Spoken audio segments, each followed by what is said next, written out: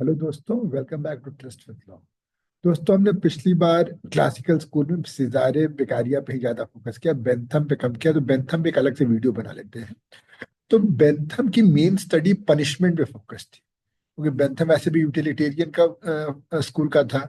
और उसकी utility punishment की यूटिलिटी कैसे है, क्या हो सकती है, इस पे फोकस थी। ऑब्वियसली पनिशमेंट से भी क्राइम कम हो सकते हैं, इसलिए ये क्रिमिनोलॉजी में भी पढ़ते हैं हम इसको।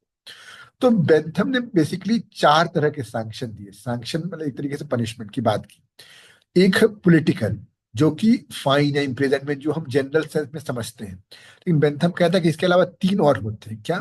फिजिकल, जैसे अगर आप ड्रंकेडनेस है तो उससे हेडेक होगा। तो इससे क्या है कि अगर आपको हेडेक को अवॉइड करना है तो आप दारू नहीं पिएंगे। दूसरा, मॉरल, कि अगर आप दारू पीते हैं तो समाज आपको बॉयकॉट करेगा, सोशल बॉयकॉट, ये एक तरीके से मॉरल सैंक्शन हो गया। रिलीजियस, कि गॉड्स रात, अगर आप लेट से किसी जानवर को मारेंगे तो गॉड्स, या किसी इंसान को मारेंगे तो आपको गॉड्स रात फेस करना पड़ेगा। तो ये चारों सैंक्शन से लोग क्राइम कम करते हैं, इसलिए हम यहाँ पढ़ रहे हैं।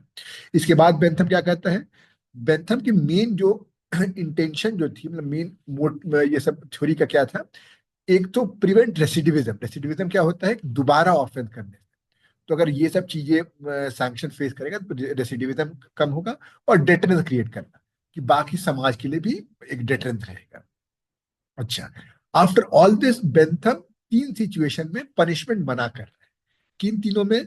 पहला, ग्राउंडलेसनेस, मतलब ग्राउंड नहीं है। जैसे कि सपोज कंसेंट था, फॉर एग्जांपल, कि लेट से मरीज का कंसेंट था और आपने, डॉक्टर ने ऑपरेट किया और उसमें वो सर्जरी फेल हो गई, तो फिर उसको पनिश नहीं करेंगे, क्योंकि ग्राउंडलेस नहीं है। उसी तरह इनएफिकेशियसनेस, अगर सपोज पनिशमेंट इनएफिकेशियस हो जाए।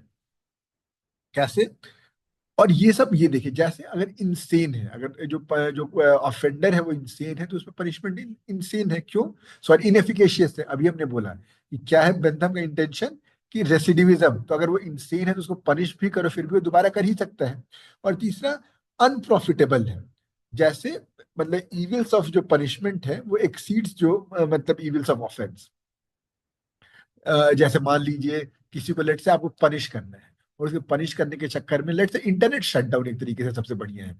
तो जो इविल्स ऑफ पनिशमेंट है, it exceeds evils of the offence. तो और आप ये ध्यान दीजिए, देखिए यही चीजें हम जनरल एक्सेप्शन में लाते हैं। जैसे इंसेन को आप जनरल एक्सेप्शन में है, चाइल्ड जनरल एक्सेप्शन में है।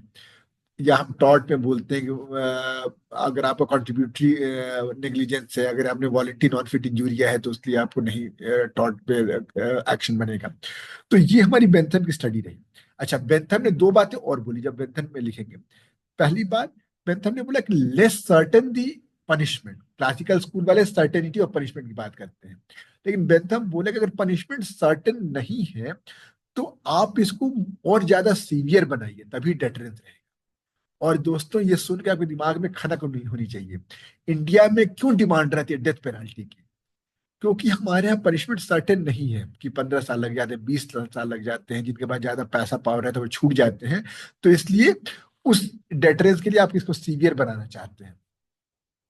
और दूसरा बेंथम हमने क्या बात बोली, कि जो ओवरटली इक्विवेलेंट पनिशमेंट है वो एक्चुअली इक्विवेलेंट नहीं होगा। क्यों? क्योंकि जो ऑफेंडर है उसकी कैपेसिटी, लेट से अगर हम सेम पनिशमेंट दे रहे हैं किसी गरीब को, और सेम पनिशमेंट दे रहे हैं किसी, लेट से 1 साल इम्प्रिजनमेंट किसी नेता को दे रहे हैं, तो उस 1 साल इम्प्रिजनमेंट के बाद और बड़ा नेता होकर निकलता है, और ये किसी गरीब को देते हैं, उसकी कमर टूट जाएगी।